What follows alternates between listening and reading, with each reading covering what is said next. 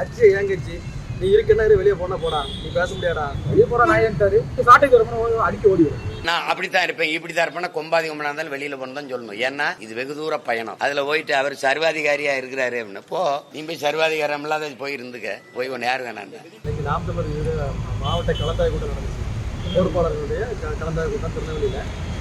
நான் ஒரு மாவட்ட பொறுப்பாளர், இங்கே நிற்கிறவங்களாம் தொகுதி பொறுப்பாளர், ஒன்றிய பொறுப்பாளர், தொகுதியில் அடுத்த கட்டத்தில் பொறுப்பாளர் எல்லாருமே இருக்காங்க.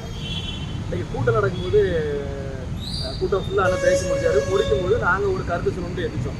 நான் எந்திரிக்கும் பொழுது அண்ணன் வந்து நீ யாரா நீ கட்சி கொண்டு என்னோட சம்மந்தம் இருக்கு ஒன்றி பேசக்கூடாடா.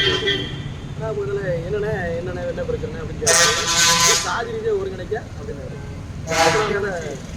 ஏதான் நீ கேட்கணும் அப்படிங்கிற மாதிரி கட்சி ஏன் கட்சி நீ இருக்குன்னா வெளியே போடா நீ பேச முடியாடா நீ பேசுகிற கேட்க நான் வந்திருக்கேன் அப்படின்னு சொல்லி பேசினாப்புல நான் பேசுகிற மட்டும் கேளுங்கப்ப அப்படி நம்ம இல்லைன்னா அதை பற்றி தான் உங்கள்கிட்ட பேசணும்னு அப்படின்னு சொல்லி சொல்லும்போது ரொம்ப ஆசை பேசிட்டேன். அதோட இருக்கிற நேரம் வெளியே போடா அப்படின்னு நாம இதுக்கு மேலே இப்படி தன்மானம் இல்லாமல் எப்படி இருக்கு. நான் 8 வருஷமா இந்த கட்சியில் வேலை பார்த்துருக்கேன். என் பிழப்பு எல்லாத்தையும் விட்டு தான் நம்ம நிற்கும். இந்த தேர்தலில் கூட சீஃப் ஏஜென்ட்டாக நான் தான் இருந்திருக்கேன். சத்தியம் அவங்களுக்கு ஆமாம் வேட்பாளர் சத்தியாவுக்கு நம்ம தான் சீஃப் ஏஜென்ட். ஒவ்வொரு தொகுதியிலையும் நிறைய பிரச்சனை இருக்குது அவங்கள வச்சு. அப்போ எல்லா பிரச்சனையும் நான் மெனக்கிட்டு போய் உட்காந்து பார்த்து பேசி பேசி ஒரு தேர்தலில் வேலை பார்க்க சொல்லி நாங்கள் ராதாபுரம் 50 எல்லா தொகுதியிலையுமே போய் நின்று நம்ம வேலை பார்க்க சொல்லி வேலை பார்த்து இன்னைக்கு ஓரளவுக்கு ஒரு 80,000 ஓட்டு வாங்கியிருக்கோம். ஏற்கனவே வாங்கின ஓட்டை விட இது கம்மி தான். அந்த ஓட்டை வாங்குறதுக்கு நான் அவ்வளோ பாடுபட்டுருக்கேன். நான் போய் நின்று ஒவ்வொருத்தையும் பேசிக்கிறேன். கடைசியில் வெளியே ஜாதி ரீதியாக நிற்கிற பற்றி இப்படி அவர் வந்து நான் ஜாதி ரீதியாக கட்டமைக்கிட்டாரு. இதில் நிற்கிற எல்லாருமே ஒரே சாதிலாம் கிடையாது, எல்லாரும் பல சாதி இருக்காங்க. இப்போ நம்மளை காரணம் பண்ணால் இது ஒன்று தான் காரணம் அப்படின்னு சொல்லி பேசி நம்ம வெளியே போயினாரு. நானும் சரி ரைட்டு நம்ம அப்படி தன்மானத்தை விட்டு இப்போ நம்ம இருக்க முடியாது. நமக்கும் ஒரு குடும்பம் இருக்குது எல்லாருக்கும். நம்ம சரி வெளியே போயிட்டு நம்ம வெளியே வந்தாச்சு. நம்ம வெளியே வந்த பிறகு எங்கள் அண்ணன் அவர் சில வார்த்தைகள் பேசியிருக்காரு. நான் நாங்குநேரி தொகுதி செயலாளர். பேர் வந்து அந்தோணி விஜய், நாங்குநேரி தொகுதி செயலாளர். 2020 நான் தொகுதி பொறுப்பு. என்னென்ன பணிகள் செஞ்சுருக்கோம் அப்படிங்கிறது தலைமைக்கும் தெரியும், கட்சியுடைய எல்லா விஷயத்துக்கும் தெரியும். தம்பியை வந்து எந்திரிச்சு கேட்குறாங்க. கேட்கும்போது அண்ணன் வந்து அதுக்கு பதில் சொல்றதுக்கு தயாராக இல்லை. நான் முன்கூட்டியே என்ன சொல்லி வச்சுட்டாங்களா என்னன்னு தெரியல. ஆனால் இந்த தடவை வழக்கம் போல இல்லாமல் இந்த தடவை எங்களுடைய தொலைபேசி எந்த ஒரு செல்போன் சம்மந்தப்பட்ட பணம் எல்லா சம்மந்தப்பட்ட இதையுமே நாங்கள் கீழே வாங்கி வச்சுட்டாங்க. கவுன்சர்ஸ் வச்சுருக்காங்க, கவுன்சர்ஸ் வாங்கி வச்சுட்டாங்க. வேலை போகும்போது நாங்கள் கருத்து சொல்றதுக்கு தான் மாவட்டம் கலந்து வைக்கிட்டோம் இல்லையா, பொறுப்பாளர் கலந்து வைக்கிட்டோம். கருத்து சொல்றதுக்கு தான் இந்த கருத்தை கேட்கல. இவரை நாயை வரட்ட மாதிரி விரட்டிட்டு வெளியே போகிற நாயன்ட்டாரு. நான் எந்திரிச்சு ஏன்னா இப்படி பேசுறீங்களே என்ன அர்த்தனை அப்படின்னா அவன் பண்ணுறது ஒரு தெரியுமாடா வைக்க அப்படின்னு என்ன சொல்கிறான். நாங்கள் அப்போ நீங்கள் எல்லா விஷயத்தையும் மாவட்டம் ஃபுல்லாக கலந்துக்கிட்டீங்களானே. அவர் 8 வருஷமா உழைச்சிருக்கிறாரு. கடைசியில் வந்து இந்த சத்திய வேட்பாளருக்கு வந்து அவங்க வந்து பவர் ஏஜெண்டாக இருந்திருக்காரு. 6 தொகுதிக்கு பயணிச்சிருக்கிறாரு, பவர் ஏஜெண்டாக இருக்கிறாரு. அப்போ அவர் சில கருத்துக்கள் சொல்லுவார். கேட்க கூட தயாராகனா அவன் தான் நீ வெளியே போடா, நான் சொல்றது மட்டும் கேட்கணும்னா கேட்குறேன். கட்சி ஏங்குச்சு, நான் சொல்ல ஏங்குச்சுன்னா அப்போ நீ எதுவுமே கேட்க மாட்டீங்களா? அப்போ நான் 2015 பேசுகிறேன். 16 தேர்தலிருந்து 19 இடைத்தேர்தல், பாராளுமன்ற தேர்தல், 2021 தேர்தல் எல்லா தேர்தலும் பயணிச்சு. அப்போ என் கருத்து என்னன்னு கூட கேட்க அண்ணன் தயாராக இல்லை. அதான் பெரிய வருத்தமாக இருக்குது. எதுக்கு தயாராக இல்லை. அப்போ என்ன சொல்றாரு, அவர் ஜாதி ரீதியாக கட்டமைக்கிறான்டா அப்படின்னு தவறான படியை. அப்புறம் நான் சொன்னேன் இப்போ சாட்டை திருமுறை நேற்று மீட்டிங்கில் கூட கொண்டாயங்கொண்டம் மரவன்னு சொல்லி அவர் ஜாதியை பெருமை பற்றி பேசுறாரு. அப்போ அதை வந்து நீங்கள் ஏன்னா கேட்க மாட்டேங்கிறீங்க அப்படின்னா சீமானுக்கு எனக்கு வாக்குவாதம் ஆயிடுச்சு. வாக்குவாதம்னா அவரை நீ வெளியே போனால் போட நான் உன்னால பேச முடியாது அப்படிங்கிறாரு. இது சாட்டை திருமுறை அடிக்க ஓடி வரும். பொது மேடா ஒரு 200-300 பேர் உட்காந்துருக்காங்க, எல்லாரும் உட்காந்துருக்காங்க. அவர் சாட்டை திருமுறை அடிக்க ஓடி வரும். இதுல இருந்து என்ன தோணுதுன்னா இந்த கட்சி வந்து அண்ணன் நடத்துறேன் சத்தியம் சொல்ல போனால் சாட்டை திருமுறை தான் நடத்துறாரு. ஏன்னா ஒரு தலைவர் இருக்காரு, தலைவரோட நாங்கள் பேசிட்டு இருக்கோம். அவர் என்னை திட்டுறாரு, என்னை கடிச்சு பேசலாம் தப்பு இல்லை, எங்கள் அண்ணன் தான் பேசலாம் தப்பு இல்லை. ஆனால் அவன் சாட்டை திருமுறை அடிக்க வரையாது. அவர் அடிக்க பாயிறாரு, எல்லாம் தள்ளுமுள்ளாகுது. அப்புறம் இருந்துட்டோம் எங்களை வழக்கம் போல் குண்டர்கள் வச்சு முதல்ல அந்த கவுன்சிலர் செஞ்சுருப்பாங்க. எங்களை வெளியே அனுப்பிட்டாங்க. அப்புறம் கீழே வந்தோம் கூட்டமாக எங்களோட சேர்த்து மற்ற 30-40 பேர் வெளியே வந்துட்டாங்க. நாங்கள் 4-5 பேர் நிற்க நினைக்க வேண்டாம். 30-40 பொறுப்பாளர்கள் கோவத்தில் கருத்தவே கேட்க விரும்பலை, பேச விரும்பலை. ஒரு காரணத்தை சொல்லி வெளியே அனுப்பிட்டாங்க. நாளைக்கு ஏதாவது காரணம் சொல்லவும் செய்வாங்க. இப்போ நாங்கள் வெளியே வந்துட்டோம், நீங்கள் மீடியாவில் நியூஸில் எதுவும் போச்சு அப்படின்னா அதுக்கு ஒரு காரணம் சொல்லி போடுவாங்க. அதை பண்ணாங்க இதை பண்ணாங்க ஏதாவது ஒன்று சொல்லுவாங்க. அப்படிலாம் கிடையாது. தலைவர் பிரபாகரனால மதிப்பு வச்சோம். தமிழ் தேசிங்கிற வார்த்தைக்காக தான் எனக்கு எச்சரித்து பயன்படுத்தணும்.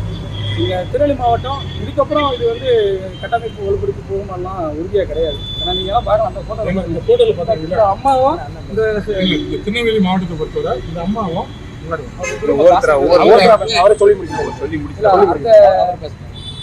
அந்த குடும்ப கையில இருக்கு. அப்ப வந்து நான் என்ன சொல்றேன்னா இது வந்து பரவலாக்குங்க, பொறுப்புகளை பரவலாக்குங்க அப்படின்னு சொல்லும்போது அது அவங்க கேட்கற தயாரா இல்லை. அண்ணன் தகவல் கடத்தப்படுறதாலும் தெரியல. இத்தனை நாள் உழைச்சவங்களுக்கு எந்த மரியாதையும் இல்லை. வழக்கம் போல சொன்ன மாதிரி நாங்கள் கதை சொல்ல மாதிரி சொல்ல எந்திரிச்சு ஒரு சந்தேகத்தையோ ஒரு இது கேட்க முற்படும் போது அவங்கள பிடிச்சி தள்ளவும் அவங்கள வெளியே போன்னு சொல்கிறதும் அநாகரிகமான ஒரு 200 பேர் முன்னாடி வச்சு அவங்கள அசிங்கப்படுத்துறது ரொம்ப தப்பு. ஒரு தலைவனுக்கு இது அழகு இல்லை. அது மட்டும் இல்லாமல் தலைவராக இதை செய்து முடித்தாலும் கூட நாங்கள் அட்ஜஸ்ட் பண்ணிவிடுவோம். எங்களை போல பொறுப்பாளர்கள் வந்து முந்திக்கிட்டு வந்து அடிக்கிறது சாட்டை துறைமுகம் பண்ணலாம் பெரிய தவறு. அவரெல்லாம் இதை பண்ணியிருக்கக்கூடாது. அது பெரிய தவறு. அவரை கடுமையாக நான் கண்டிக்கிறேன். அது மட்டும் இல்லாமல் போன தடவை எலெக்ஷனில் இவ்வளோ ஓட்டு வாங்கியிருக்கோம், இந்த தடவை ஏன் இவ்வளோ குறைஞ்சிதுன்னு அந்த வாரம் எந்த வித வாதமும் இங்கே நடக்கலை. கட்டமைப்பு காலமுறை நாங்கள் கட்டமைச்சுட்டே தான் இருக்கோம். நாங்கள் கஷ்டப்பட்டுட்டு தான் இருக்கோம். ஆனால் எங்களுக்கான வாய்ப்புகள் எதுவுமே கிடைக்கல. இந்த கட்சி நாங்கள் குறை சொல்லலை, தீர்மானம் குறை சொல்லலை. எங்களுக்கான வளர்ச்சியை நீங்கள் தந்தால் மட்டும்தான் உங்கள் கட்சி நாங்கள் வளர்த்து தர முடியும். எங்களுடைய தான் ஓகே.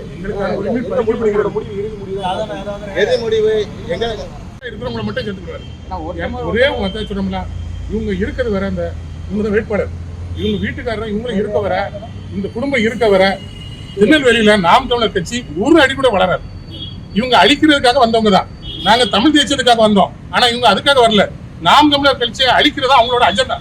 இதுக்காக அவங்க எங்க வாங்கினாங்க என்ன வாங்கினாங்க அதெல்லாம் எங்களுக்கு தெரியாது. ஆனா நிச்சயமா இதுக்கு பின்னாடி ஒரு பேக் இது இருக்கு. இதை அண்ணன் புரிஞ்சிடணும். சீமான் புரிஞ்சுக்கிட்டு அவருக்கு மேல நடவடிக்கை எடுத்தா மட்டும்தான் திருநெல்வேலியில நாம் தமிழர் கட்சி நிமிர்ந்து. உங்களை அழைச்சி பேசணும், எங்களை அழைச்சி பேச வேண்டாம், நடவடிக்கை மட்டும் எடுக்க சொல்லுங்க. ஏன்னா பொதுக்கூட்டத்துல மாவட்ட கலந்தாய்வுன்னு வச்சிருக்காங்க. எந்த பொறுப்பாளர்களையும் கலந்துக்கிடல, யாரையும் கூப்பிட்டு வச்சு எந்த கருத்தையும் கேட்கல. மாவட்ட செயலாளர், மாவட்ட பொறுப்பாளர், ஒரு தொகுதி செயலாளர், தம்பி ஒரு மாவட்ட இளைஞர் பாசன செயலாளர், எந்த மாவட்ட பொறுப்பாளர்கள் யாரும் நிறைய பேர் வந்தாங்க. ஆனா அவங்க மிக மதிப்பு பேச கூச்சப்படுறாங்க வச்சுருவானுங்களே, அதை பத்தி எதுவுமே கேட்கல. இடையில வழக்கம் போல அண்ணன் பேசுறாரு. அவர் நான் சொல்றதை செய்யுங்கிறாரு. அப்போ நாங்கள் வந்து எப்படி கட்டமைக்கிறது? ஒரு சரி தவறுங்கிறத தெரிஞ்சுக்கிட்டா தானே அந்த கட்சி அடுத்த வாய்ப்பை கொடுக்கல. அதுக்கு அவங்க கொடுக்குற வாய்ப்பை கொடுக்கல. அது இனிமேல் நடக்குமாங்கிறது தெரியல. இதே இவங்க மட்டும் இல்லை, அம்பாசமுத்திரத்திலையும் பிரச்சனை. அங்கே உள்ள தொகுதி செயலாளரும் மன உளைச்சல் வருத்தத்தில் தான் இருக்காங்க. நாங்குநேரி தொகுதி செயலாளர் நான், பாளை, திருநெல்வேலி எல்லாருமே நிறைய எல்லா தொகுதி பொறுப்பாளர்களுமே மாவட்ட பொறுப்பாளர்களுமே ஒரு மன உளைச்சலையும் வருத்தத்திலும் தான் இருக்காங்க. அதை கடத்த முடியல. அண்ணன் கடத்திருக்கிற வாய்ப்பு அண்ணன் தர்ற மாதிரி இல்லை. கேட்டால் அவர் கட்சிங்கிறாரு, கேட்க மாட்டேங்க. அவர் கட்சிங்கிறாரு. அது என்ன சொல்லணும்னு தெரியல. அப்போ நாங்கள் தமிழ் தேசியவாதிகள் தான். நாங்கள் தமிழ் தேசியவாதி போகிறத அந்த கட்சி இதெல்லாம் எதுவுமே கிடையாது. எங்களை கூட்டு அழைச்சி பேசலாம் ஒன்றும் வேண்டாம். அந்த வருத்தத்தை வந்து நேரடி அண்ணனை கடத்த நினைச்சோம், கடத்த வாய்ப்பு இல்லை. அதனால இந்த மீடியா மூலியமாவது அண்ணனை கடத்துறதுக்கு வாய்ப்பா நினைக்கிறேன்.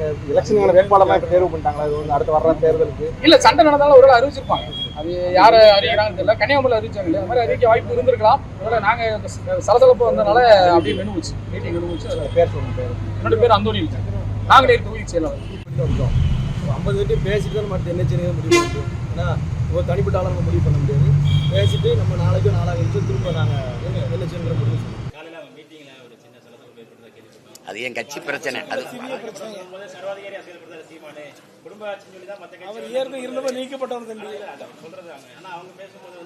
தம்பி, சர்வாதிகாரம் இல்லாத எந்த ஒரு செயலையும் சரி செய்ய முடியாது.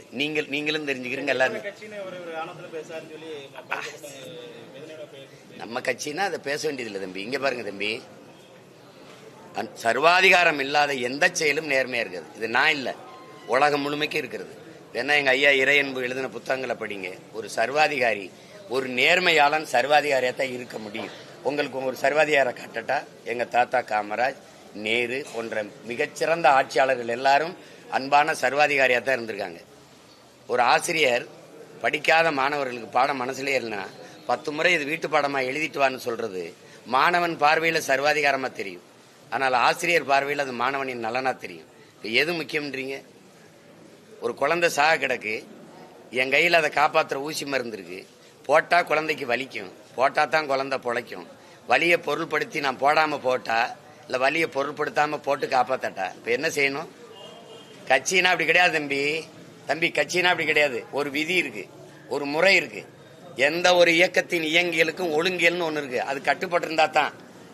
அதுக்குள்ள போயிட்டு நான் அப்படித்தான் இருப்பேன் இப்படித்தான் இருப்பேன்னா கொம்பாதி கொம்பனா இருந்தாலும் வெளியில போனதான் சொல்லணும். ஏன்னா இது வெகு தூர பயணம். அதுல போயிட்டு அவர் சர்வாதிகாரியா இருக்கிறாரு அப்படின்னு போ. நீ போய் சர்வாதிகாரம் இல்லாத போய் இருந்துக்க, போய் ஒன்று யார் வேணாம். அவருக்கு உரிமை கிடையாது தம்பி, அப்படி யாரெல்லாம் உரிமை கிடையாது. இது கட்சி பிரச்சனை, மக்கள் பிரச்சனை இல்லை. இவ்வளவு நேரம் மக்கள் பிரச்சனை பேசிட்டு இருந்தேன், நீங்க கேவலமான ஒரு பிரச்சனை பேசிக்கிறீங்க. இது ஒரு ரொம்ப சாதாரண தம்பி. இது ஏன் பிரச்சனை? உங்க பிரச்சனையா? இது நாட்டு பிரச்சனையா? நாட்டு பிரச்சனையா? இது மக்களுக்கு பிரச்சனையா? அது சொல்லிட்டு இருக்கட்டும் தம்பி, சொல்லிக்கிட்டு இருக்கட்டும். உங்களுக்கு கொடுத்துட்டாருல, வேணா போடுங்க. நான் என்ன பேசுகிறேன், நீங்க பேசுறீங்க. அதனால விலைவாசி ஏறிடுச்சு, அதனாலதான் அந்த மக்களுக்கு பிரச்சனை வந்துச்சு. அப்படி ஏதாவது இருக்கா? பெட்ரோல் டீசல் விலை ஏறிடுச்சா? இல்ல அதை விடுங்க, அதை விடுங்க.